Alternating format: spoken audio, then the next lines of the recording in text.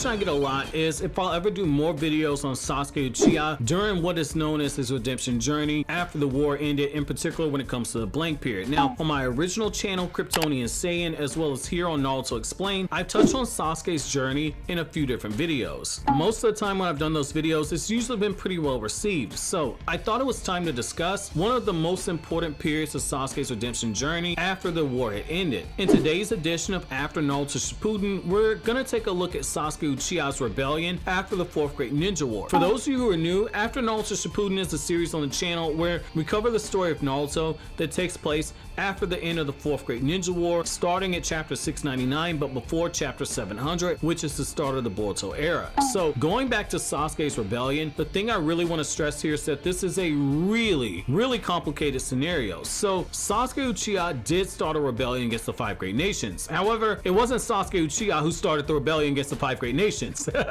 So for those of you guys who are confused, allow me to clarify. After the events of Naruto the Last, someone pretending to be Sasuke Uchiha was going around the ninja world, in particular the criminal underworld, as well as to the areas where former shinobi who had denounced the 5 Great Nations after the 4th Great Ninja War and experienced an infinite Tsukuyomi had decided to say they had enough of being a ninja for the 5 Great Nations. And so during this time period, someone pretending to be Sasuke was gathering resources to create an army to turn against the 5 Great Nations. The reason why all this is made possible was due to the former followers of Danzo, who after Naruto and Sasuke fought during the 4th Great Ninja War, they traveled to the Final Valley to gather the DNA that Naruto and Sasuke left behind when they're bleeding out on the stone statues of Hashirama and Madara on that debris. And so this led to the creation of the Tailed Beast drug and the Sharingan pills. Now, I've already done a video on the Tailed Beast drug, which I recommend checking out on this topic, which I recommend checking out since I went really in detail about what this drug was. Now, it's important to state that we learned this information in the Sakura Hida novel, Love Riding the Spring Breeze, when Sakura travels to Hidden Sand Village to speak with Gar. The information was kept classified by Gar due to wanting Konoha to have a chance to uncover the truth, but rumblings were growing in the 5 Great Nations that Sasuke Uchiha was attempting to start a war right underneath their noses. So essentially, things had got so heated enough that there was a very real threat that the 5 Kage would have to call a 5 Kage summit to order the pursuit as well as the execution of Sasuke, which is why Kakashi ordered a special 3-man team and had Sakura Haruno placed in that team to gather evidence of Sasuke's innocence. So I really want you guys to think about how hard of a place that Kakashi as Hokage was in by even making this order. So look at it from this perspective. You remember how in Naruto chapter 699, Kakashi directly told Sasuke that if it hadn't been for him using his political capital as the 6th Hokage and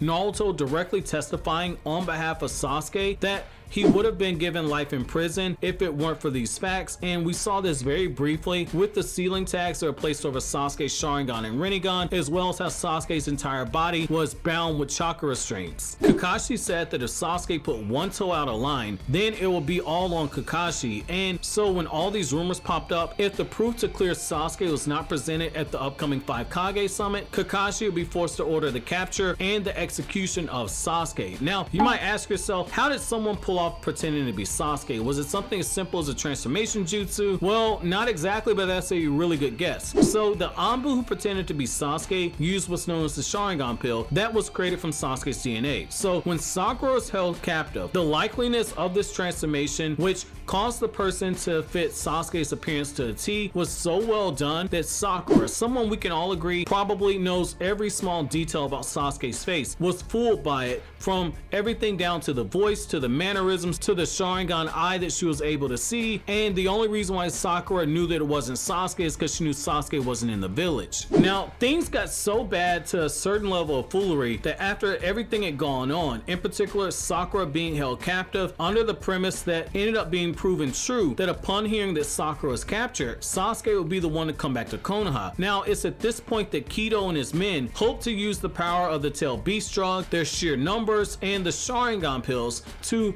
subdue Sasuke upon returning to Konoha territory and capture him. Now, the whole reason for this is that by capturing Sasuke and keeping him under ceiling tax, Kido hoped to experiment on Sasuke in order to fully create an effective Sharingan that would be given to the highest bidders, and so it will allow him to start a war by selling the already perfected Tail Beast drugs alongside the Sharingan pills, giving one side the power of the Tail Beast and giving the other side the power of the Sharingan, all while making Sasuke Uchiha the person who took the blame. In the end, Kido was defeated by Sakura and Sasuke's name was cleared by the 5 Kage. However, that's gonna be it for this installment of After Naruto Shippuden, but as always guys, if you like anything I had to say, don't forget to comment, rate, subscribe, and share. Thank you so much for watching all the way to the end. Have an awesome day guys.